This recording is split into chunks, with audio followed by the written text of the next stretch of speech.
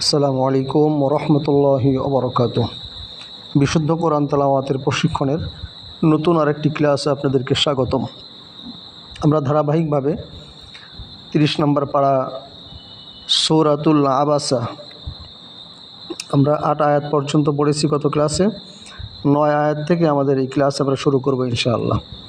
তাহলে আসুন আমরা সূরা আবাসা এর 9 আয়াত থেকে আমরা শুরু করি। আমার সাথে সাথে আপনারাও পড়বেন, মুখের জড়তাগুলো দূর করবেন। শুধু শুনলে পড়ে মুখের জড়তা দূর হবে না। তাহলে আসুন আমরা 9 আয়াত থেকে আমাদের ক্লাস শুরু করছি। আউযু বিল্লাহি মিনাশ শাইতানির রাজীম। বিসমিল্লাহির রহমানির রহিম। ওয়া হুয়া ইয়াখশা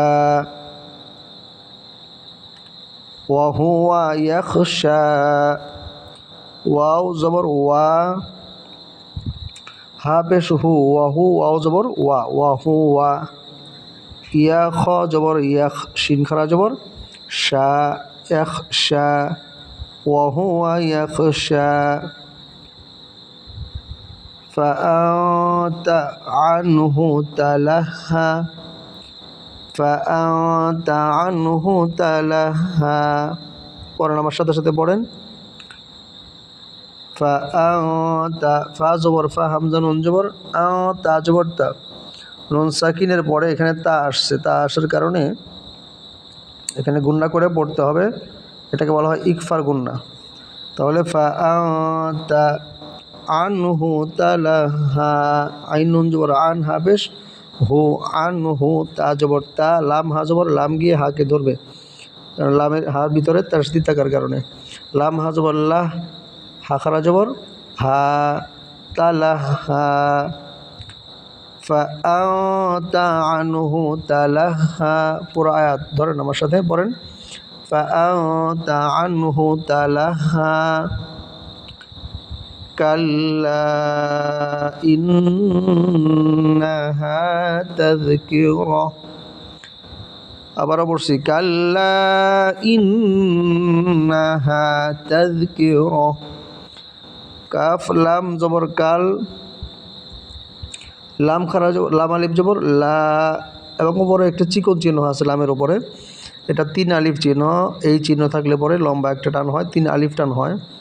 তাহলে কাল্লা ইন্নাহা, হামজা নুন জের ইন, নুন জবর না, হা আলিফ জবর হা, ইন্নাহা। কাল্লা ইন্নাহা। হরকতের বামে নুনে বা মিমে যদি তাসদীদ হয় তাহলে 1 আলিফ পরিমাণ গুণনা করে পড়তে হয়। এটাকে ওয়াজিব গুণনা বলা হয়।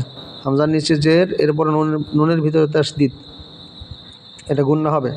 ইন্নাহা তাযকিরা। তা জাল জবর তাজ, কাবজের কি র জবর র।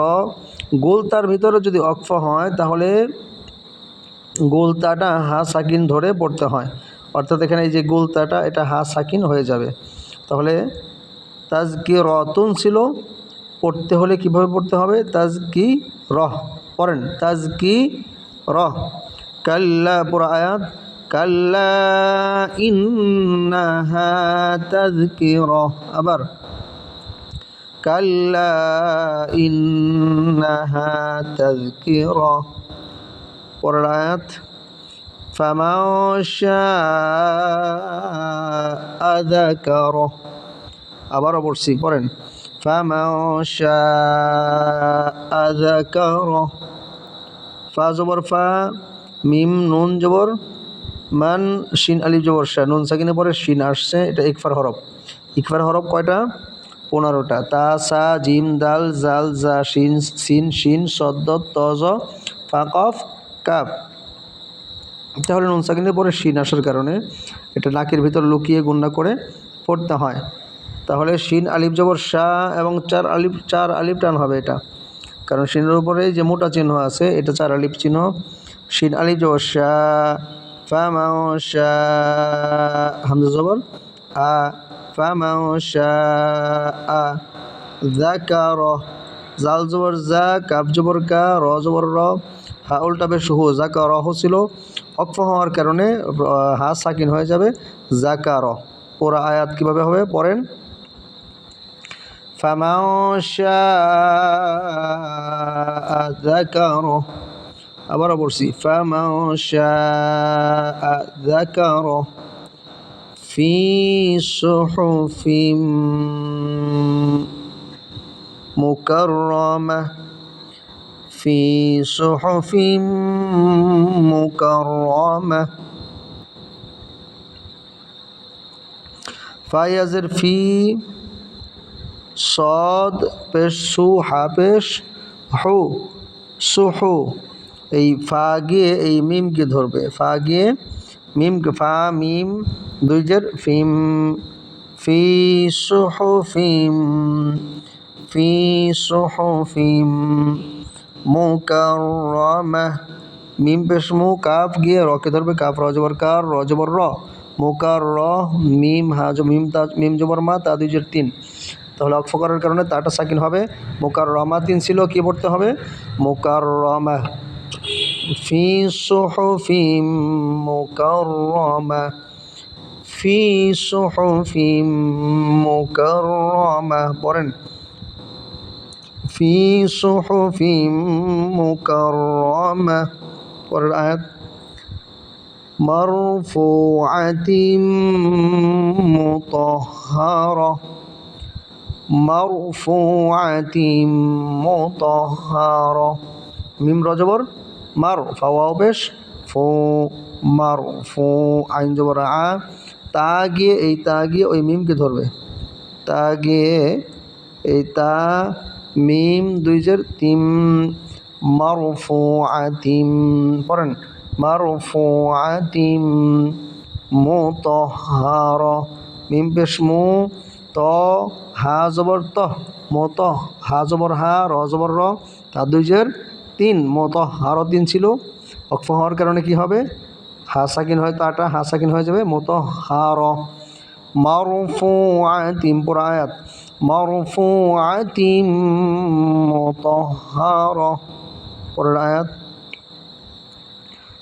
বিআইদি সাফারা, বিআইদি সাফারা। বাজের বি, হামজা ইয়া জবর আই, দালিয়াজের দি, জেরের পরে যদি জজমলা ইয়া হয় তাহলে এক আলিফ পরিমাণ টান হয়। তাহলে বিআইদি পড়েন বিআইদি সাফারা, বিআইদি সাফারা। সিন জবর সা, ফা জবর ফা, সাফা র জবর র, তা দুই জন তিন, সাফারা তিন ছিল, কি হবে সাফারা। পুরা আয়াত পড়েন বিআইদি সাফারা, আবারও বিআইদি সাফারা কিরামিম বারারা। পড়েন আমার সাথে বিকিরামিম, কিরামিম বারারা। কাবজের কি, র আলিফ জবর র, জবরের পরে যদি খালি আলিফ হয় তাহলে এক আলিফ টেনে পড়তে হয়। কি র মিম, মিম দুই জের মিম, মিম নুন সাকিন বা তানবিনের পরে যদি বা আসে তাহলে ছোট্ট একটা মিম দ্বারা পরিবর্তন করে পড়তে হয়। ওই নিচে ছোট্ট একটা মিম দেওয়া আছে, নিচে বা উপরে মিম দেওয়া থাকে, তাহলে মিম মিম দুই জের মিম, এবং গুন্না হবে কিরামিম বারারা। বা জবর বা, র জবর র, বা র, আবার র জবর র, তা দুই জের তিন, কি হবে ওয়াকফ হওয়ার কারণে বারর, কিরামিম বারর। আবার বলছি কিরামিম বারর। পরের আমার সাথে কিরামিম বারর।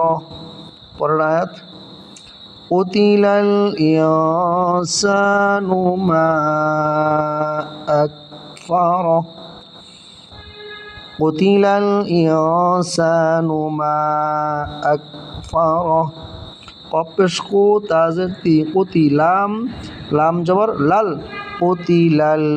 হামজা নুন জের ইয়, সিন আলিফ জবর সা, ইয় সা নুন পেশ নু, কুতিলাল ইনসানু কুতিলাল ইনসানু মা মিম আলিফ জবর মা উপরে চিকন চিহ্ন থাকার কারণে 3 আলিফ টান হবে মা আকফার হামজা কাপ জবর আক ফা জবর ফা আক ফা র জবর র তা হা পেশ হু হাউলটা বেশ হু হা সাকিন হয়ে যাবে আকফার হু ছিল কি হবে আকফার পুরো আয়াত কিভাবে হবে কুতিলাল ইনসানু মা আকফার আবার পড়ছি কুতিলাল ইনসানু মা আকফার আলহামদুলিল্লাহ। তাহলে আমরা কয় আয়াত পর্যন্ত পড়লাম? আমরা 17 আয়াত পর্যন্ত আজকের ক্লাসে আমরা পড়লাম এই 17 আয়াত পর্যন্ত। এরপরের থেকে আমরা পরবর্তী ক্লাস শুরু করব। কন্টিনিউ আমাদের ক্লাসে আপনারা জয়েন করবেন। যাদের পড়া শুদ্ধ না, পড়ার ভিতরে ভুল রয়েছে, সেই ভুলগুলো যেন ঠিক হয়ে যায়, শুদ্ধভাবে যেন আল্লাহর কোরআন আমরা পড়তে পারি। আল্লাহ রাব্বুল আলামিন আমাদেরকে বিশুদ্ধ কোরআন তেলাওয়াত করার জন্য তৌফিক দান করুন। আমিন। আসসালামু আলাইকুম ওয়া রাহমাতুল্লাহি ওয়া বারাকাতুহু।